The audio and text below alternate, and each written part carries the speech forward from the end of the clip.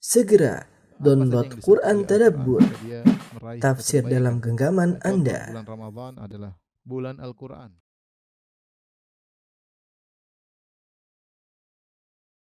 Bismillahirrahmanirrahim. Assalamualaikum warahmatullahi wabarakatuh. Alhamdulillahi ala ihsanihi wa syukru lahu ala taufiqihi wa amtinanihi wa asyhadu an la ilaha illallah wahdahu la syarika lahu ta'ziman li sya'nihi wa asyhadu anna Muhammadan abduhu wa rasuluhu da'ila ridwani. Allahumma salli alaihi wa ala alihi wa ashabihi wa ikhwani. Rekan-rekan yang dirahmati Allah Subhanahu wa taala, para pemirsa yang dirahmati Allah Subhanahu wa taala, pada kesempatan yang bahagia ini kita akan bertafakkur tentang salah satu makhluk dari makhluk Allah, yaitu onta ya. Onta yang merupakan hewan yang paling banyak Allah sebutkan dalam Al-Qur'an dan juga paling sering disebutkan dalam hadis-hadis Nabi sallallahu alaihi wasallam. Hal ini berdasarkan firman Allah Subhanahu wa taala dalam surat Al-Ghasyiyah, kata Allah Subhanahu wa taala, "Afala yanzuruna ilal ibili kaifa khuliqat wa ilas samai kaifa rufi'at wa ilal jibali kaifa nusibat wa ilal ardi kaifa sutihat." Tidakkah mereka melihat kepada onta bagaimana diciptakan?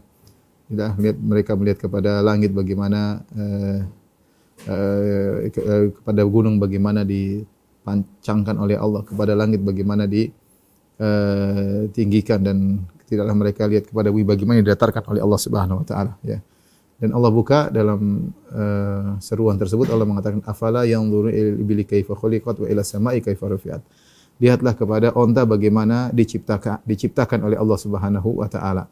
Oleh karenanya Syuraih Al-Qadhi ketika membaca surat ayat ini, afala yanzuruna ilal ibili kaifa khuliqat, tidakkah mereka melihat bagaimana onta diciptakan, maka dia mengatakan ukhruju bina nanzur ila al-ibil kaifa khuliqat. Marilah kita keluar, kita lihat onta bagaimana diciptakan.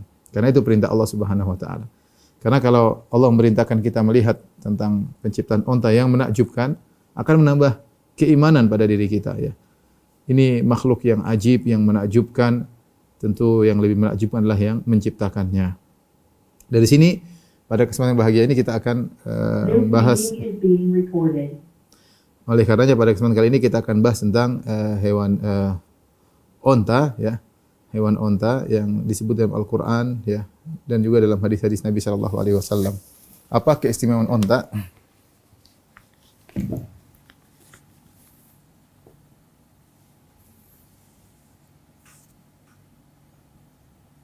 Onta memiliki keistimewaan ya, di antaranya adalah paling banyak disebutkan dalam Al-Qur'an.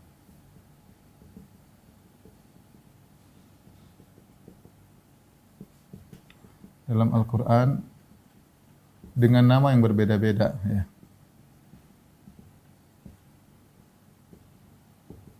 Nah, ini yang pertama ya. Kemudian di antara keistimewaan onta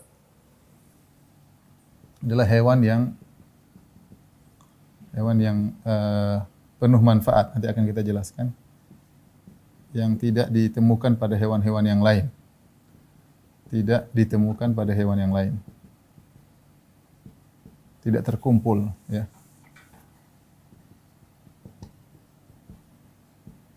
Pada hewan-hewan yang lain. Kemudian dia adalah harta orang Arab yang paling bernilai. Orang Arab ketika itu ya. Ketika itu yang paling bernilai.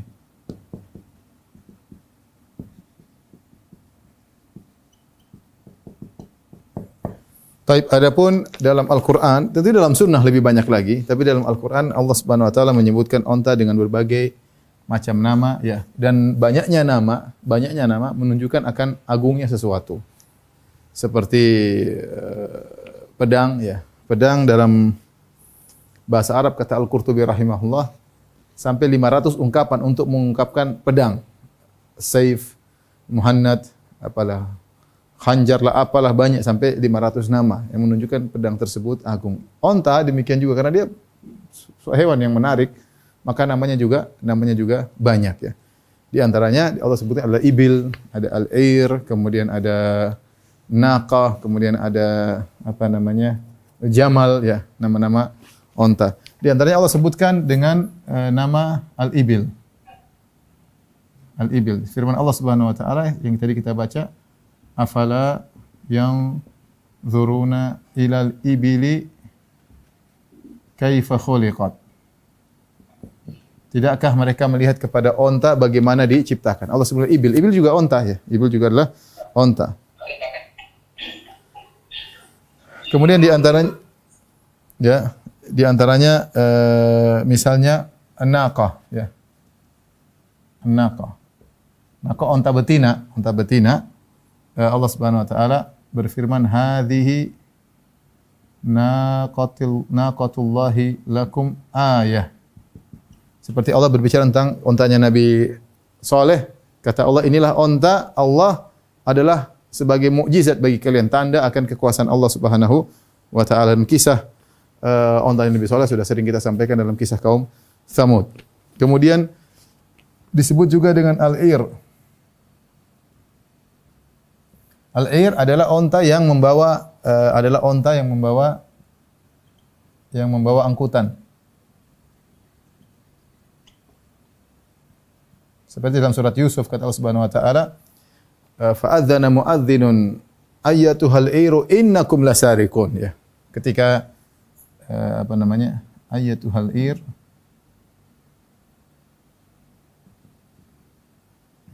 dalam Al-Qur'an Allah sebutkan ya. Kemudian di antaranya juga nama unta adalah al-ba'ir ya. Di antaranya al-ba'ir. Ini juga artinya unta ya. Himlu ba'ir ya. Dalam Al-Qur'an dalam surat Yusuf juga disebutkan waliman jaa'a bihi himlu ba'ir. Himlu ba'ir. Barang siapa yang bisa mendatangkan piala raja, maka dia akan mendapatkan suketan yang diangkat di atas onta. Himlu ba'ir. Jadi ba'ir adalah juga maknanya onta di sini dalam Al-Qur'an. Kemudian juga misalnya al-jamal. Al-jamal juga onta ya, kata Allah Subhanahu wa taala, innal ladzina kadzdzabu bi ayatina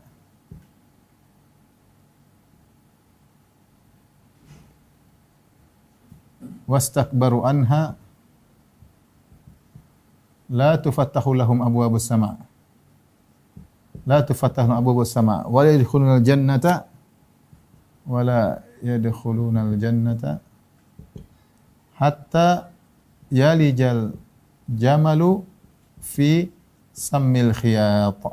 Kata Allah Subhanahu wa taala, sungguhnya innal ladzina kadzdzabu bi ayatina wastakbaru anha. Sungguhnya orang-orang yang mendustakan ayat-ayat kami dan sombong dengan ayat-ayat kami. La tufattahu lahum abwabus sama'. Tidak akan dibukakan bagi mereka pintu-pintu langit.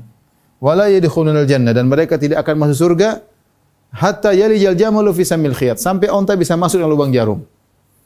Sampai onta bisa masuk dalam lubang jarum. Di sini Allah mengungkapkan kemustahilan orang yang musyrik, yang kafir tidak bakalan masuk surga. Kapan bisa masuk surga? Bisa. Kalau ada onta bisa masuk dalam lubang jarum. Lubang jarum adalah lubang yang sangat kecil, onta adalah hewan paling besar di situ ya. Kalau karena enggak ada gajah di Jazirah Arab. Jadi onta yang paling gede, hewan paling gede adalah onta. Ya, kalau onta bisa masuk lubang jarum, maka orang kafir bisa masuk surga, dan mustahil karena mereka kekal dalam neraka selama-lamanya. Ini contoh Allah sebutkan tentang al-jamal ya. Kemudian juga misalnya Allah mengatakan al-budun, di antara juga misalnya al-him. Al-him juga nama unta. Kata Allah Subhanahu wa taala surat Al-Waqiah, wa syaribuna syurbal him. Hadza nuzulhum yaumaddin. Kata Allah tentang penghuni neraka. Penghuni neraka minum seperti onta. Seperti minumnya onta. Artinya minum banyak tapi enggak, onta kan minum sangat banyak. Jadi mereka minum enggak selesai-selesai minumnya, kehausan. Air minum tersebut tidak akan menghilangkan rasa dahaga mereka. Apalagi kalau mereka minum air panas, justru air panas tersebut akan mencabik-cabik usus-usus mereka. Al-him juga adalah onta, wasyaribuna syurbal him. Ya. Kemudian di antara onta disebut juga al-isyar dalam Al-Qur'an. Al-isyar. Al-isyar artinya onta yang sudah mengandung, yang usia kandungannya 10 bulan.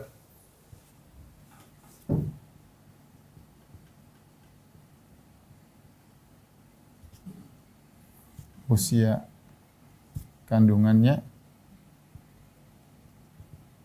10 bulan. Ini adalah hewan yang sangat dinanti-nanti karena sebentar lagi melahirkan. Sebentar lagi akan keluar ya. Kata Allah Subhanahu wa taala, "Wa idza al-isyaru uttilat." Ketika onta-onta yang sudah mengandung 10 bulan ditinggalkan, itu ketika hari kiamat. Ya, ketika hari kiamat onta ini harta yang sangat disenangi oleh orang Arab, namun ketika hari kiamat mereka tinggalkan karena hari tersebut sangat dahsyat. Karena hari tersebut sangat dahsyat. Kemudian di antaranya Allah menyebut al-budun ya. Al-budun. Kata Allah Subhanahu wa taala, "Wal budda ja'alna lakum min sya'airillah." Kami jadikan onta sebagai syiar-syiar Allah ya untuk disembelih. Untuk disembelih pada hari korban, ketika haji. Onta adalah termasuk syiar Allah Subhanahu wa taala. Disebut juga dengan badanah. Badanah seperti kata Nabi sallallahu alaihi wasallam, barang siapa yang di hari Jumat atal masjid fi sa'atil ula fa ka'annama qarraba badanah. Barang siapa yang pergi ke masjid hari Jumat di waktu yang pertama seakan-akan dia berkurban dengan onta. Ya, barang siapa yang fi sa'ati tsaniyah pada waktu yang kedua fa ka'annama qarraba baqarah, seperti dia berkorban seekor sapi. Tapi Rasulullah sebutkan al-badanah yaitu onta. Orang yang datang pagi-pagi di masjid, misalnya hari Jumat jam 9, mungkin jam 8, jam 9 sudah di masjid, maka dia seperti menyembelih, seperti berkorban seekor onta. Kita di Indonesia korban onta nggak bisa ya, karena ontanya nggak ada ya. Ontanya nggak ada ya. Kemudian di antaranya juga Allah namakan dengan al-an'am. Ya, al-an'am secara umum al-an'am adalah hewan ternak. Ya.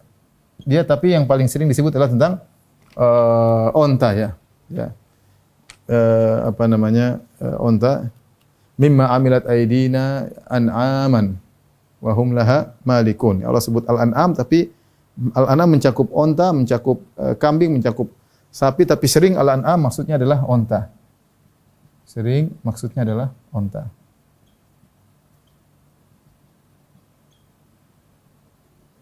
Kemudian juga yang terakhir Allah sebutkan onta dengan berbagai macam bentuknya yang dijadikan sarana kesyirikan oleh kaum musyrikin Arab ya. Allah mengatakan dalam surat Al-Maidah, "Ma ja'alallahu min bahiratin wala sa'ibatin wala wasilatin wala ham walakinnal ladzina kafaru yaftaruna 'alallahi al-kadzib."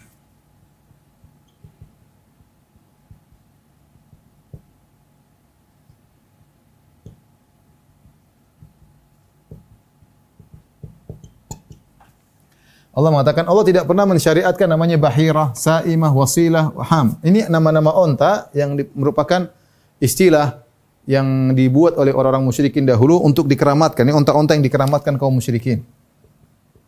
Onta-onta yang dikeramatkan oleh kaum musyrikin.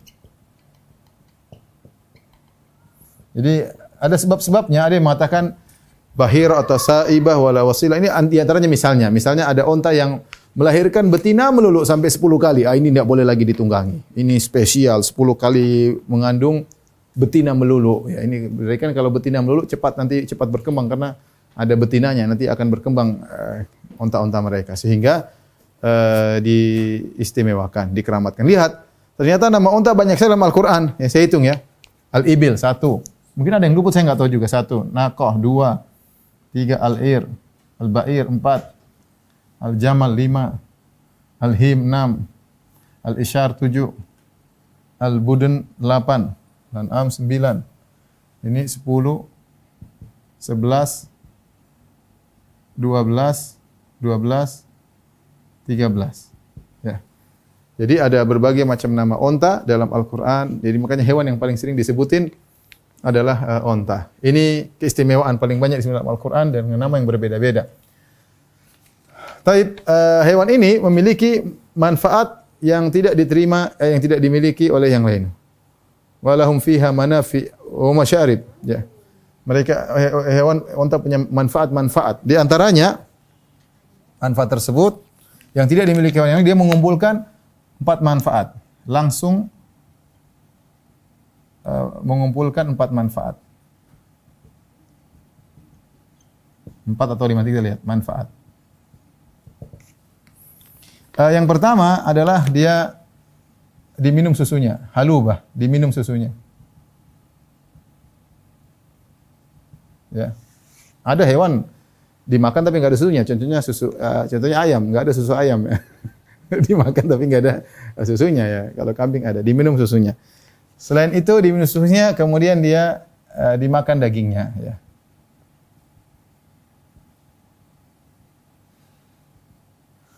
Kemudian dimakan dagingnya, kemudian juga di antaranya adalah menjadi untuk ngangkat barang, angkutan barang. Kemudian untuk tunggangan. Untuk tunggangan ya.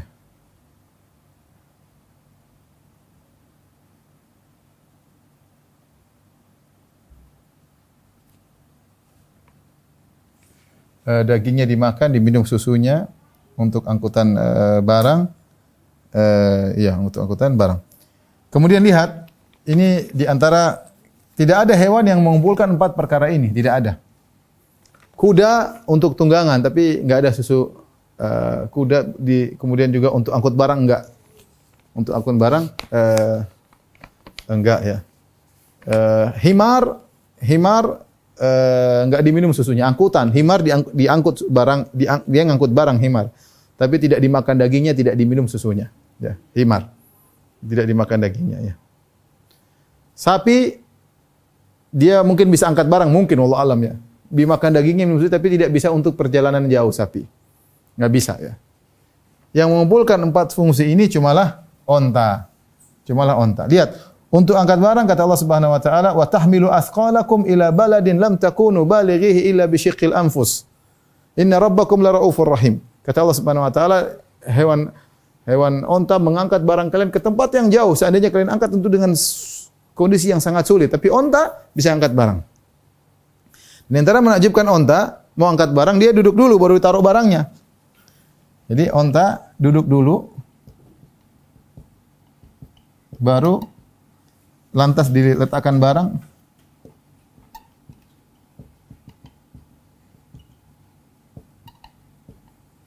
Lalu dia berdiri. Ini menakjubkan ya. Kalau kuda antum suruh duduk dulu dia nggak bangun-bangun lagi. Himar suruh duduk dulu, taruh barang nggak bisa berdiri. Onta dia duduk, taruh barang dia bisa berdiri. Ya, dia bisa berdiri ya. Dan angkat barang sampai jauh-jauh, dia bisa angkat ratusan kilo. Onta jadi dan bisa jalan dalam kondisi yang sangat jauh ya, sangat jauh. Untuk tunggangan sungguh menakjubkan untuk tunggangan ya. Onta bisa dibikin haudaj ya. Keistimewaannya pertama bisa dipasang haudaj. Al-haudaj. Al-haudaj itu apa bahasa Indonesia? Keranda ya. Ya. Untuk putri-putri, raja, putri bisa taruh di atas onta, diletakkan semacam keranda, dibikin sitar tertutup, dia bisa duduk santai di situ. Dibuat duduk, bisa tiduran di situ. Di atas haudaj ya. Dan itu tidak ada di hewan lain. Kuda enggak mungkin dibikin kayak gitu. Onta bisa dibikin di rumah-rumahan gampangannya, rumah-rumahan di atas punuknya kemudian bisa santai di situ, namanya haudaj ya. Kemudian dinaiki bisa turun dulu ya. Bisa turun dulu untuk dinaiki. Bisa turun dulu untuk dinaiki. Tidak ada hewan seperti ini. Kuda mana kuda? Kita disuruh duduk dulu, kalau kita enggak, kita yang loncat naik kuda. Baru naik. Himar juga demikian. Adapun duduk dulu, kemudian cuma onta. Dia duduk dulu, naik, baru kemudian dia naik. Luar biasa. Ya.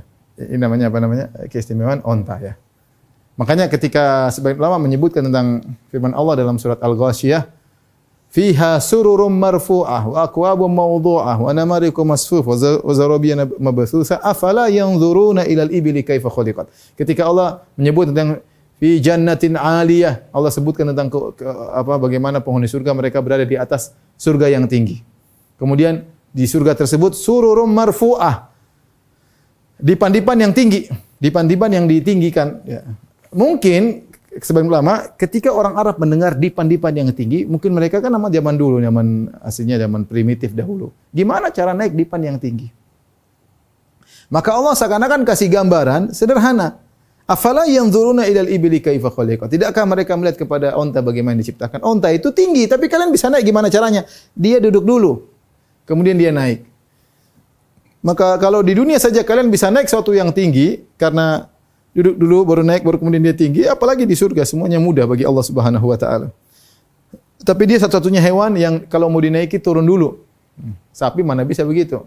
Dulu naik dulu enggak, ya kita yang loncat, kuda kita yang loncat, himar kita yang naik di atasnya. Onta enggak, dia turun dulu, kita manjat setelah kita naik baru dia ke atas. Luar biasa. Ini keistimewaannya enak untuk tunggangan. Kemudian onta di antara kelebihannya ya. Antum bisa sambil tidur ya. Antum bisa tidur di atas onta. Ontanya tahu jalan. Dia pakai apa namanya? Dia pakai GPS ya. Kalau kuda ya enggak lah, kamu tidur jatuh. Kalau onta enggak, santai tidur, pasang keranda tidur, ontanya jalan sendiri menuju ke tempat tujuan ya. Apa namanya? Onta. Makanya onta disebut dengan safinatus sahra. Onta disebut dengan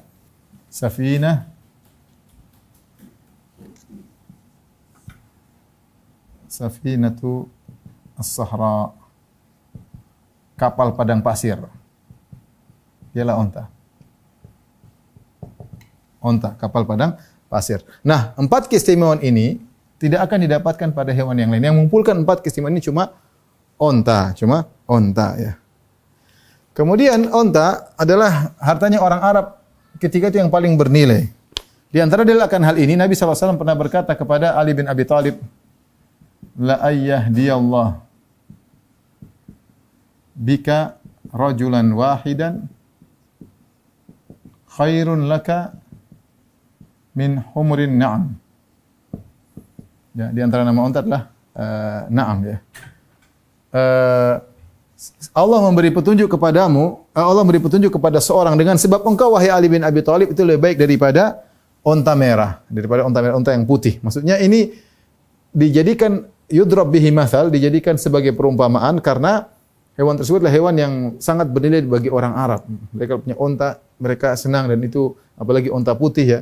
Bahkan lebih baik pahala yang Allah berikan kepada engkau karena dengan sebab engkau orang dapat hidayah lebih baik daripada unta merah.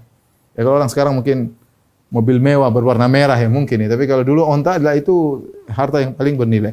Demikian juga dalam Al-Qur'an Allah mengatakan sudah kita singgung tadi dalam surat At-Takwir, wa idzal isyaru utilat. Ketika onta-onta yang mau melahirkan ditinggalkan.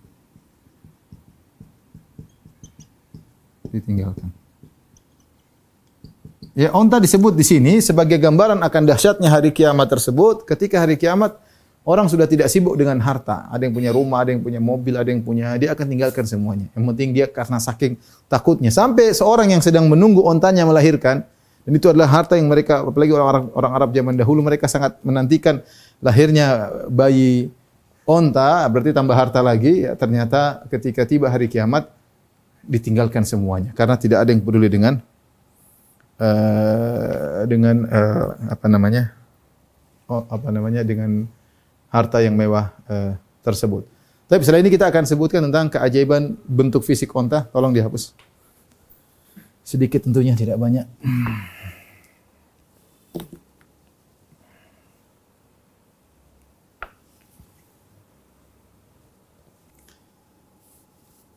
Baik, ikhwan dan akhwat yang rahmati Allah Subhanahu wa taala. Onta adalah hewan yang menakjubkan dari sisi fisiknya pun menakjubkan ya. Di antaranya hewan tersebut sangat besar ya. Sangat besar dan sangat kuat ya. Kalau undang orang bisa langsung mati ya. Kalau dia ngamuk luar biasa ya. Apalagi onta sudah bertengkar di antara mereka luar biasa. Tapi ada dulu video klip saya pernah lihat zaman saya kuliah. Onta bertengkar, ada yang mau misahin malah celaka karena unta tersebut ngamuk ya. Tapi begitu besarnya hewan tersebut, begitu kuat badannya, tapi dia tunduk kepada manusia. Bahkan anak kecil yang naik, anak kecil nyuruh-nyuruh, mukul-mukulin onta tersebut, ya onta tersebut jalan aja. Padahal anak kecil kalau diinjak onta selesai urusan. Ya. Masalah. Tetapi subhanallah, meskipun onta begitu besar dan kuat, anak kecil yang ngurusin dia tunduk. Allah Subhanahu wa taala menjelaskan dalam surat Yasin, dia berfirman, "Awalam yarau anna khalaqna lahum mimma amilat aydina an'aman fahum laha malikun." Tidakkah mereka melihat bagaimana kami telah ciptakan bagi mereka ya binatang ternak di antaranya onta ya. Fahum laha malikun, dan mereka memiliki onta tersebut. Wa dhallalnaha lahum faminha rakubuhum wa minha ya'kulun. Kami tundukkan hewan-hewan tersebut, di antaranya onta tersebut kami tundukkan onta tersebut bagi mereka, di antaranya bisa digunakan untuk ditunggangan, di antaranya untuk apa? Dimakan. Walahum fiha manafi' wa masyarib afala yashkurun. Dan pada hewan tersebut ada manfaat dan juga ada minuman-minuman, afala yashkurun, tidakkah mereka bersyukur. Jadi memang Allah tundukkan onta tersebut begitu besar tapi mudah ditundukkan.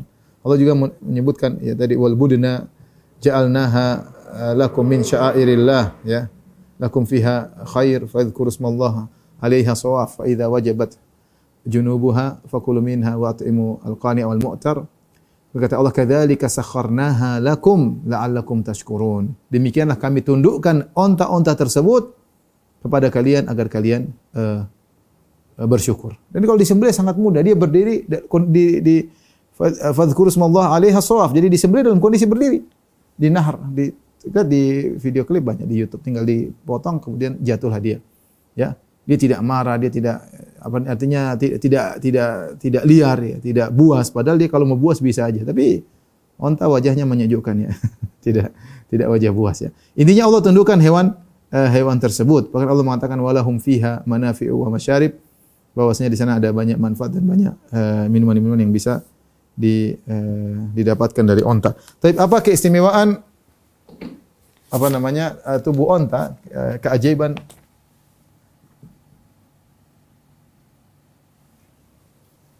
onta. Allah mengatakan afala yanzur ilal ibli kaifa khuliqat. Kata Allah, ilal ibli kaifa khuliqat. Tidaklah mereka melihat kepada onta bagaimana diciptakan. Di antara keistimewaan onta ya, bisa hidup pada cuaca 50 derajat Celcius ya, tanpa makan dan minum selama 2 minggu. Ini onta hebat ya. Dia bisa hidup pada cuaca 50 derajat tanpa makan dan minum ya. Bahkan kuat meskipun kehilangan ya, bahkan kuat, tetap kuat meski kehilangan 25% cairan tubuh ya. Sebutkan kalau hewan yang lain cuma 12% maka meninggal ya. Allah alam bisawab ya. Kemudian di antaranya dia punya sanam ya. Punya punuk. Punuk ini katanya bisa sampai 100-200 kilo beratnya. Isinya apa? Yang isinya cadangan makanan. Minyak ya. Duhun yang merupakan cadangan makanan. Artinya kalau onta tidak dikasih makan, itu minyak bisa diproses oleh onta, kemudian akhirnya menjadi makanan bagi dia dan minuman bagi dia ya. Bahkan disebutkan onta ya. Onta bisa ya, dalam kondisi tertentu bisa minum air laut. Hewan tidak ada yang bisa minum air laut ya, kecuali mungkin ikan di lautan ya. Tapi kalau hewan darat minum air laut, saya rasa tidak bisa. Onta memiliki kemampuan untuk minum tersebut. Kemudian di antara keistimewaan onta ya, bahwasanya onta lehernya menakjubkan, yang panjang.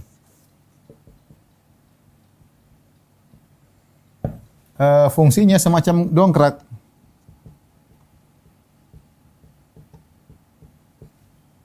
Dongkrak ya.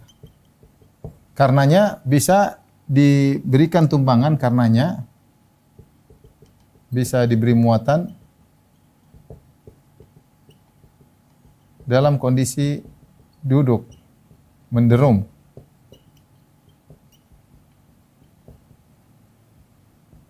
Jadi onta ketika dia duduk dikasih muatan banyak. Ketika dia berdiri, apa yang naik dulu? Kepalanya dulu. Setelah kepalanya baru kemudian dia dongkrak naik ke atas.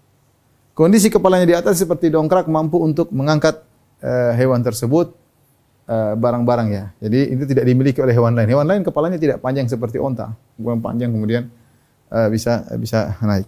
Kemudian di antaranya misalnya ditinjau dari bentuk kukunya.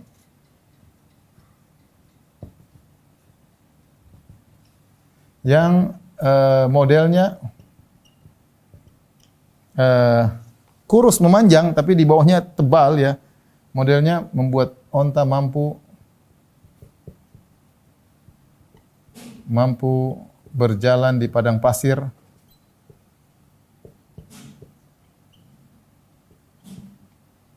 tanpa tenggelam ya, tanpa tenggelam di padang pasir, tanpa terbenam. Tanpa terbenam kakinya. Kita kalau lewati padang pasir susah, kayak kita terbenam mau diangkat lagi sulit. Onta enggak. Model kaki dia itu bisa berjalan di seperti itu. Makanya ketika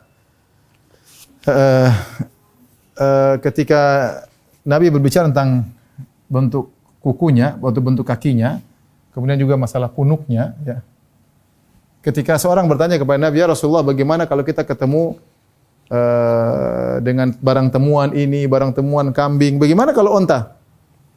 Kita ketemu ada onta hilang di jalan. Apa yang kita lakukan?" Kata Nabi kepada orang tersebut, "Malaka walaha." Apa urusanmu dengan onta? Ya. Ma'aha siqauha ya. Onta tersebut dia punya air minum dia bawa dan dia punya kaki yang kuat dia bawa. Ngapain kau urusin onta? Biar saja. Nanti dia tinggal cari minum sendiri, dia cari makan sendiri sampai dia ketemu dengan tuannya. Jadi kata Nabi, kalau kau ketemu onta enggak usah urus, tapi kalau kau ketemu kambing ya boleh kau ambil ya, kalau enggak akan dimakan serigala, tapi onta dia bisa bela diri, dia bisa jaga diri, tidak ada yang mengganggunya. Kemudian dia punya persediaan air, ma'aha siqauha, kata Nabi dia punya persediaan air. Artinya dia bisa berjalan 2 minggu tanpa air enggak ada masalah, dia bisa minum. Kalau onta sekali minum dia minum sangat banyak. Ya, bisa berapa ya 100 sekian liter dalam beberapa menit dia bisa minum onta. Jadi dia punya persediaan banyak dan dia bisa kalau jalan 2 minggu, ada yang bilang lebih daripada itu, tanpa makan, tanpa minum, onta kuat.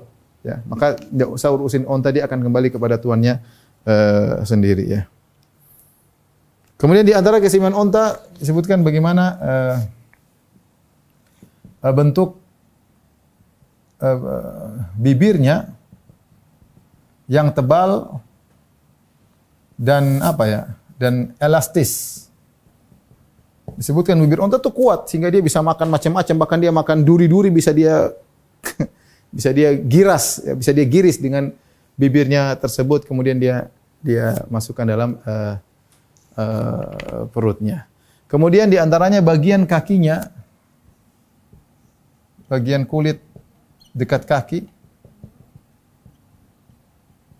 tebal sehingga dia bisa menderum di padang pasir yang panas. Dia tidak kepanasan, dia punya kulit yang tebal, dia menderum, kulitnya itu tebal di bagian kaki. Sementara bagian lain ada yang mudah untuk disembelih ada. Jadi Allah bikin secara seperti itu sehingga dia bentuknya seperti itu. Jadi sesuai dengan kebutuhan di padang pasir. Kemudian antara kelebihan onta misalnya sebutkan di matanya, kelopak matanya istimewa.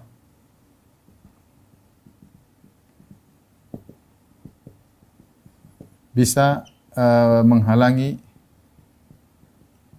dari debu. Disebutkan entah ada bagian kelopak mata onta, saya belum cek juga, tapi disebutkan onta bisa berjalan sambil menutup matanya meskipun debu-debu kena, tapi tidak masuk langsung ke dalam. Dia ada semacam selaput atau apa, wallahu a'lam bishawab, sehingga meskipun debu-debu banyak dia bisa berjalan. Ini keistimewaan onta. Mungkin kalau yang lain tidak mampu, matanya sudah kemasukan pasir atau apa. Onta meskipun pasir begitu banyak dia bisa berjalan. Dia bisa berjalan dalam kondisi demikian ya. Ini di antara keistimewaan onta. Tentu masih banyak keistimewaan onta, tapi ini mungkin yang bisa saya sampaikan. Di antaranya para ulama menyebutkan bahwasanya onta adalah hewan yang mengingat, dia punya ingatan kuat. Onta punya ingatan yang kuat. Dia bisa saja dendam ya. Dia bisa saja dendam, dia bisa saja membalas budi dengan penuh kebaikan ya. Itu onta ya. Dan banyak cita-cita seperti kasus orang meninggal gara-gara dibunuh ontanya, itu terjadi di Arab sana. Ketika dia disakiti, bisa lihat, kalau saya pernah googling ya, orang yang dibunuh oleh ontanya ya. Maka dia rupanya dendam kalau mungkin dia disakiti, dia tidak balas, nanti suatu saat tuannya lagi lengah dia bisa balas.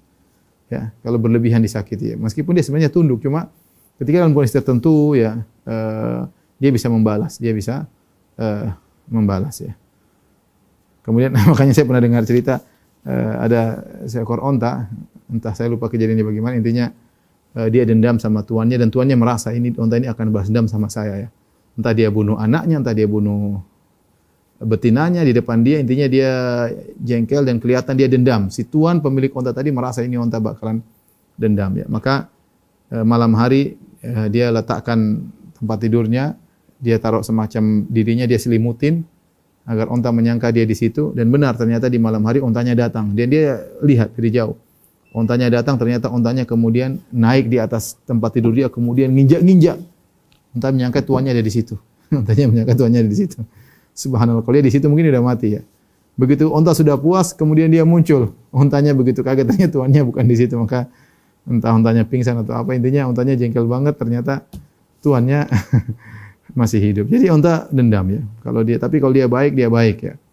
Dia punya perangai tersendiri ya. Kemudian di antaranya dia sangat pencemburu. Kalau dia lagi berhubungan dengan betina tidak mau dilihat. Ya, tidak mau dilihat. Kalau dia berhubungan dengan betina tidak mau dilihat, dan tidak mau betinanya digauli sama lain, jantan lain. Kalau ada betina juga sama dia bisa berkelahi. Dia bisa berkelahi. Beda dengan kalau babi betinanya digauli sama yang lain, kata dia tafadhal, silakan ya. Kalau onta tidak, dia marah. Makanya orang kalau makan onta insyaallah kecemburuannya tinggi. Kalau makan babi kecemburuannya hilang. Yang terakhir kita bicara tentang kencing onta ya. Di antara tafsiran para ulama, walahum fiha manafi'u wa masyarib, bagi mereka manfaat yang ada pada onta dan minuman. Di antaranya minuman yang bisa diambil dari onta adalah susunya dan air kencingnya. Dan dalam hadis dalam Sahih Bukhari, ketika ada sekelompok orang yang kemudian sakit, Rasulullah SAW memerintahkan mereka an yashrabu min albaniha wa abwaliha. Nabi menyuruh mereka untuk minum dari susu onta dan air kencing onta. Setelah mereka minum ternyata sembuh. Ini memang sampai sekarang digunakan untuk obat air kencing onta. Terakhir, saya ketemu kawan saya yang kena kanker, waktu itu kanker lambung kalau tidak salah. Sekarang sudah sembuh alhamdulillah. Dia di antara sembuhnya dia minum air kencing onta. Saya tidak tahu kadarnya berapa, tapi dia minum air kencing onta sampai akhirnya dia sembuh dari kanker tersebut. Dan saya tahu 2 orang, karena dia juga kalau nggak salah temannya ada yang sembuh, maka dia pun minum air kencing onta dan sampai akhirnya sembuh dan bisa beraktivitas kerja kembali. Jadi air kencing onta adalah obat. Cuma berapa kadarnya, berapa banyaknya diminum, ini wallahu alam bisawab ya. Kayaknya ada aturannya deh, ya. Bukan segelas penuh ya, mungkin seseloki, bukan 1 gelas penuh, atau mungkin tapi dia jadi obat ya. Bahkan sebagian digunakan untuk kepala, penyakit apa bisa dioleskan ya. Dan kencing onta lebih mahal daripada air susu onta ya. Saya pernah beli kencing onta mahal, segini cuma sudah 30 real. Sementara air susu onta segini cuma 5 real. Tapi saya bilang sama waktu itu orang Sudan. Saya bilang, "Ya akhi, ente kencing onta begini mahal, jual 30 real cuma sedikit. Ini susu 5 real." Kata dia, "Ya akhi, ini kencing onta susah saya dapatkan. Dia kencing jam 1 malam, saya tungguin jam 1 malam, saya nungguin dia kencing baru saya dapat." Ada juga saya ketemu Ustaz lapor ke saya waktu saya di Madinah. Ustaz Firanda, tadi saya minum kencing onta, Masya Allah kecutnya. Saya jadi ragu itu kencing onta atau kencing penggembalanya ya.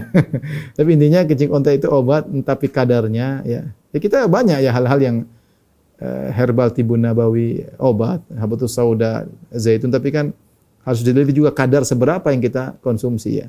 Karena semuanya yang berlebihan tentu tidak benar ya.